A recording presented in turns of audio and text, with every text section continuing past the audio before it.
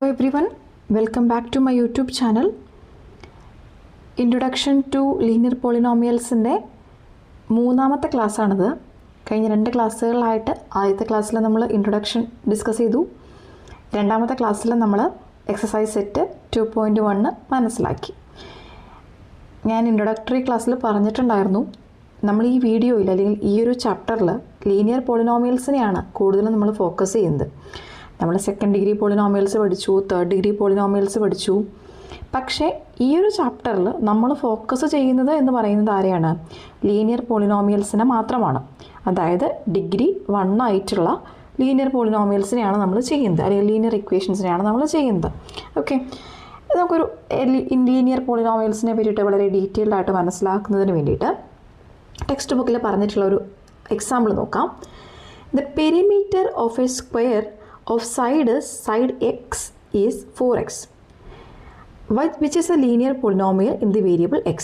Okay, അതായത് ഇവിടെ പറഞ്ഞേക്കുന്നത് നമ്മളുടെ കയ്യിൽ എന്തുണ്ട്? ഒരു സ്ക്വയർ ഉണ്ട്. ഓക്കെ, ഇതൊരു സ്ക്വയർ ആണെന്ന് നിങ്ങളിങ്ങോട്ട് അസ്യൂം ചെയ്യാം. ഈ സ്ക്വയറിൻ്റെ ഒരു സൈഡ് നമ്മൾ എക്സ് ആക്കി എടുത്തു കഴിഞ്ഞ് കഴിഞ്ഞാൽ സ്ക്വയറിൻ്റെ എല്ലാ വശങ്ങളും തുല്യമാണല്ലോ. ഇപ്പോൾ എക്സ് പ്ലസ് എക്സ് ഇങ്ങനെ നമുക്ക് എഴുതാം അല്ലേ. ഇപ്പോൾ പെരിമീറ്റർ എന്ന് പറഞ്ഞു കഴിഞ്ഞാൽ മലയാളത്തിൽ നമ്മളതിൻ്റെ ചുറ്റളവ് എന്ന് പറയും. ഓക്കെ, അതായത് എല്ലാ സൈഡും കൂടെ കൂട്ടുന്നതാണ് പെരിമീറ്റർ എന്ന് പറയുന്നത്. അപ്പോൾ X plus X plus X plus X, അങ്ങനെ ഇതെല്ലാം കൂട്ടുമ്പോൾ എന്ത് വരും? നമുക്ക് എങ്ങനെ എഴുതാം? 4 പ്രാവശ്യം നമ്മൾ എന്ത് ചെയ്യുന്നുണ്ട്? എക്സിനെ കൂട്ടുന്നുണ്ടല്ലേ.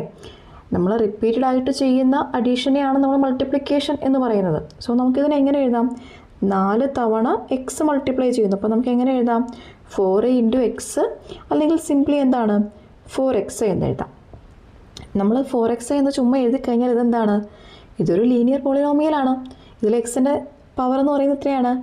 1 ആണ്.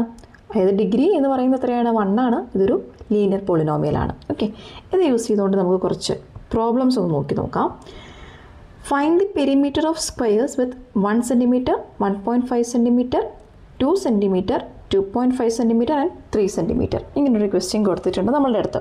അത് ആ ഒരു തിങ്ക് ആൻഡ് റിഫ്ലക്റ്റ് എന്ന് പറഞ്ഞൊരു ബോക്സിൽ കൊടുത്തേക്കുന്ന ഭാഗമാണിത്.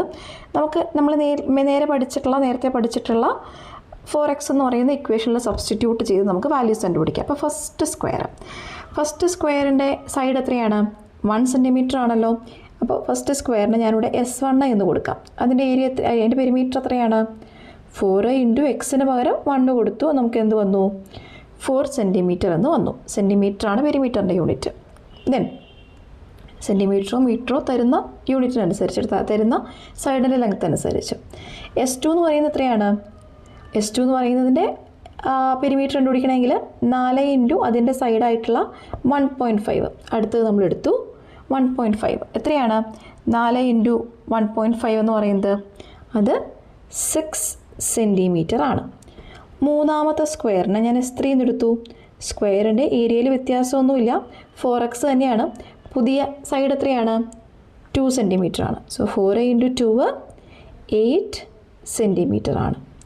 എഗെയിൻ നാലാമത്തെ സ്ക്വയർ എടുക്കുകയാണ്. നാലാമത്തെ സ്ക്വയർ എന്ന് പറയുന്നതിൻ്റെ സൈഡ് ലെങ്ത് എത്രയാണ്? 2.5 ആണ്. സോ നമുക്ക് എങ്ങനെ എഴുതാം? 4 ഇൻറ്റു 2.5 എന്ന് എഴുതാം. 4 ഇൻറ്റു 2.5. 4 ഇൻറ്റു 2.5 എന്ന് പറയുന്നത് 10 സെൻറ്റിമീറ്റർ ആണ് അല്ലേ. ദെൻ അടുത്തത് അഞ്ചാമത്തത് എത്രയാണ് തന്നേക്കുന്നത്? അഞ്ചാമത്തെ സ്ക്വയറിൻ്റെ സൈഡ് എന്ന് പറയുന്നത് 3 സെൻറ്റിമീറ്റർ ആണ്. എഗെയിൻ 4 ഇൻറ്റു 3 12 സെൻറ്റിമീറ്റർ എന്ന് വന്നു. അടുത്ത ഇവിടെ ഒരു ചോദ്യം ചോദിച്ചിട്ടുണ്ട്, what will happen to the perimeters if the sides increases by 0.5 centimetre. അപ്പോൾ നമുക്കതിനൊരു ടേബിൾ പോലെ ഒന്ന് എഴുതി നോക്കാം. 1 സെൻറ്റിമീറ്റർ വന്നപ്പോൾ പെരിമീറ്റർ എന്ന് പറയുന്നത് എത്രയാണ്? 4 ആണ്. 1.5 സെൻറ്റിമീറ്റർ സൈഡ് വന്നപ്പോൾ പെരിമീറ്റർ എന്ന് പറയുന്നത് 6 ആണ്. 2 സെൻറ്റിമീറ്റർ സൈഡ് വന്നപ്പോൾ 8 ആണ് പെരിമീറ്റർ എന്ന് പറയുന്നത്. 2.5 സെൻറ്റിമീറ്റർ സൈഡിൻ്റെ ലെങ്ത്ത് വന്നപ്പോൾ 10 ആണ് പെരിമീറ്റർ എന്ന് പറയുന്നത്. ദെൻ 3 സെൻറ്റിമീറ്റർ സൈഡിൻ്റെ ലെങ്ത്ത് വന്നപ്പോൾ പെരിമീറ്റർ എന്ന് പറയുന്നത് എത്രയാണ്? 12 ആണ്. അപ്പോൾ ഇവിടെ നമുക്ക് ഇൻഫർ ചെയ്യാൻ പറ്റുന്ന കാര്യം എന്താണ്? സൈഡ്സിൻ്റെ ലെങ്ത്ത് എന്ന് പറയുന്നത് 0.5 സെൻറ്റിമീറ്റർ വീതം കൂടുമ്പോൾ പെരിമീറ്റർ എന്ന് പറയുന്നതാണ് 2 സെൻറ്റിമീറ്റർ വീതം ഇൻക്രീസ് ചെയ്ത് പോകുന്നുണ്ടെന്ന് മനസ്സിലായല്ലോ. 4ൽ നിന്ന് 4നോട് 2 കൂട്ടിക്കഴിഞ്ഞാൽ 6 കിട്ടും, 6നോട് 2 കൂട്ടിക്കഴിഞ്ഞാൽ 8 കിട്ടും, 8നോട് 2 കൂട്ടിക്കഴിഞ്ഞാൽ 10 കിട്ടും, അങ്ങനെ പോയിക്കൊണ്ടിരിക്കുകയാണ്. അപ്പോൾ 0.5 സെൻറ്റിമീറ്റർ ആയിട്ട് സൈഡിൻ്റെ ലെങ്ത്ത് ഇൻക്രീസ് ചെയ്ത് കഴിഞ്ഞാൽ പെരിമീറ്റർ എന്ന് പറയുന്നത് എത്രയായിട്ട് ഇൻക്രീസ് ചെയ്യും? Perimeter increases by 2. Okay, 2 centimetre വെച്ചിട്ട് കൂടുന്നുണ്ട്. അതാണ് നമുക്ക് ഇവിടെ നിന്ന് കിട്ടുന്ന റിലേഷൻഷിപ്പ്. നമുക്ക് അടുത്ത ഒരു കാര്യം നോക്കാം. അടുത്ത എക്സാമ്പിൾ ടെക്സ്റ്റ് ബുക്കിൽ തന്നെ പറഞ്ഞിട്ടുള്ളതാണ്. A chess club charges A joining fee of ₹200. Okay, 200 രൂപ എന്ത് ചെയ്യുന്നുണ്ട്? ഒരു ജോയിനിങ് ഫീ ആയിട്ട് വെച്ചിട്ടുണ്ട്. And plus ₹50 for every match played. ഒരു മാച്ച് പ്ലേ ചെയ്യുന്നതിനും എന്താണ്? 50 രൂപ വീതം കൊടുക്കണം. അപ്പോൾ ഒരാൾ ജോയിൻ ചെയ്ത് കഴിഞ്ഞാൽ എത്ര രൂപ കൊടുക്കണം? 200 രൂപ കൊടുക്കണം. ഓരോ മാച്ചിനും എത്ര രൂപ കൊടുക്കണം? 50 രൂപ വീതം അഡീഷണലി കൊടുക്കണം. The following table shows the amount a player will have to pay as the number of matches varies. Okay, അപ്പോൾ ഒരു കളിയാണ് കളിക്കുന്നതെന്ന് വിചാരിക്കുക. ജോയിൻ ചെയ്യുമ്പോൾ എന്നതാണെങ്കിലും എന്ത് കൊടുക്കണം? 200 രൂപ കൊടുക്കണം. അപ്പോൾ ഒരു മാച്ച് കളിക്കണമെങ്കിൽ എന്ത് ചെയ്യണം? ഈ 200 രൂപയുടെ ഒപ്പം എത്ര രൂപയുടെ കൊടുക്കണം? 50 രൂപ കൂടി കൊടുക്കണം. സോ 200 + 50 250 രൂപ. ഇനി 2 മാച്ച് കളിക്കണമെങ്കിലോ ഈ 200ൻ്റെ കൂടെ എത്ര രൂപ കൊടുക്കണം? 50 × 2 250 കൊടുക്കണ്ടേ? അതായത് എത്ര രൂപ കൊടുക്കണം? 300 രൂപ കൊടുക്കണം. എഗെയിൻ 3 മാച്ച് കളിക്കണമെങ്കിലോ 200 രൂപ എന്നതാണെങ്കിലും കൊടുക്കണം, പ്ലസ് 3 50 അല്ലേ? അപ്പോൾ ഇവിടെ നോക്കിക്കേ, ഇവിടെ നമുക്ക് കാണാൻ പറ്റുന്ന എന്താണ്? ഇവിടെ 50 × 1 ആണ് അല്ലേ 50 എന്ന് പറയുന്നത്. ഇവിടെ 50 × 2, ഇവിടെ 50 × 3. അപ്പോൾ 200 എന്നതാണെങ്കിലും എന്താണ്? ഒരു ഫിക്സ്ഡ് ആയിട്ടുള്ള ഒരു എമൗണ്ട് ആണ്. 50നെയാണ് നമ്മൾ എന്ത് ചെയ്യുന്നത്? മൾട്ടിപ്ലൈ ചെയ്ത് കൊണ്ടുപോകുന്നത്. സോ നമുക്കിതിനെ എങ്ങനെ എഴുതാം? 200 + 50 m എന്ന് എഴുതാമല്ലോ. അതായത് ഇപ്പം നമ്മൾ നമ്പർ ഓഫ് മാച്ചസ് കളിക്കുകയാണെങ്കിൽ നമ്മൾ നമ്പർ ഓഫ് മാച്ചസ് ആണ് കളിക്കുന്നത്. ഓക്കെ, അത് എത്ര വേണമെങ്കിലും ആകാം. എമ്മിൻ്റെ വാല്യൂ എന്ന് പറയുന്നത് എത്ര വേണമെങ്കിലും ആകാം. അങ്ങനെയാണെങ്കിൽ നമ്മൾ എത്ര രൂപ കൊടുക്കണമെന്ന് നമുക്ക് എങ്ങനെ കാൽക്കുലേറ്റ് ചെയ്യാം? 200 + 50 m എന്നെടുത്താൽ പോരെ? അത് തന്നെയാണ് ഇവിടെയും എഴുതി വെച്ചിരിക്കുന്നത്. മനസ്സിലായോ? 200 രൂപ നമ്മൾ എന്നതാണെങ്കിലും കൊടുക്കണം. ബാക്കി കൊടുക്കേണ്ടതെന്ന് പറയുന്നത് എന്താണ്? 50ൻ്റെ മൾട്ടിപ്പിൾസ് ആയിട്ടാണ് കൊടുക്കേണ്ടത് അല്ലേ? അപ്പോൾ നമ്മൾ നമ്പർ, ഇപ്പം അത് എന്ന് പറയുന്നതിന് എന്ത് വാല്യൂ വേണമെങ്കിലും ആകാം. നമ്മളിപ്പോൾ 10 പ്രാവശ്യമാണ് ഗെയിം കളിച്ചതെങ്കിൽ എത്രയാണ് വരാം? 200 + 50 × 10 ആണ് ചെയ്യേണ്ടത് അല്ലേ? ഇപ്പോൾ 200 + എത്ര ചെയ്യണം? 200 + 500 എത്രയാണ് വരുന്നത്? 700 റുപ്പീസാണ് നമ്മൾ അടയ്ക്കേണ്ടത്. മനസ്സിലായോ? 700 റുപ്പീസ് നമ്മൾ അടയ്ക്കണം. കിട്ടിയോ? ഇനി ഇതിൻ്റെ ഉള്ളിൽ അടുത്തൊരു ഭാഗം ചോദിച്ചിട്ടുണ്ട്. അതായത് ഒരു പ്ലെയർ എത്ര രൂപ അടച്ചു? 750 രൂപ അടയ്ക്കുകയാണ്. അങ്ങനെയാണെങ്കിൽ how many matches did he play? ഒന്ന് ശ്രദ്ധിക്കാം. ഒരാൾ 750 രൂപയാണ് ആകെ കൊടുത്തത്. ഓക്കെ, നമുക്കറിയുന്ന കാര്യങ്ങൾ എന്തൊക്കെയാണ്? 200 രൂപ അഡ്മിഷനായിട്ടും കൊടുക്കണം, 50 രൂപ എത്ര കളി കളിക്കുന്നുണ്ടോ അതിനനുസരിച്ചും കൊടുക്കണം. ഓക്കെ, ഇത് ഇത്രയൊക്കെ കൊടുത്തു കഴിഞ്ഞപ്പോൾ പുള്ളിക്ക് ആകെ ആയ പൈസ എന്ന് പറയുന്നത് എത്ര രൂപയാണ്? 750 രൂപയാണ്. ഓക്കെ, അങ്ങനെയാണെങ്കിൽ നമ്മളോട് എന്താ കണ്ടുപിടിക്കാൻ പറഞ്ഞേക്കണേ? How many matches, number of മാച്ചസാണ് കണ്ടുപിടിക്കേണ്ടത് അല്ലേ? നമ്പർ ഓഫ് മാച്ചസ് എന്ന് പറഞ്ഞു കഴിഞ്ഞാൽ ഇവിടെ എമ്മിൻ്റെ വാല്യൂ ആണ് കണ്ടുപിടിക്കേണ്ടത്. ഇത് നമ്മളിവിടെ ലീനിയർ ഇക്വേഷൻ എന്ത് ചെയ്യാൻ പോവുകയാണ്? നമ്മളിവിടെ സോൾവ് ചെയ്യാനായിട്ട് പോവുകയാണ്. നമുക്കത് സോൾവ് ചെയ്ത് നോക്കാം. എങ്ങനെയാണ് സോൾവ് ചെയ്യുന്നതെന്ന് നമുക്ക് നോക്കാം. ഈ 200നെ നമ്മൾ എന്ത് ചെയ്യണം? ഇവിടെ നിന്ന് ഇങ്ങോട്ടേക്ക് കൊണ്ടുവരിക.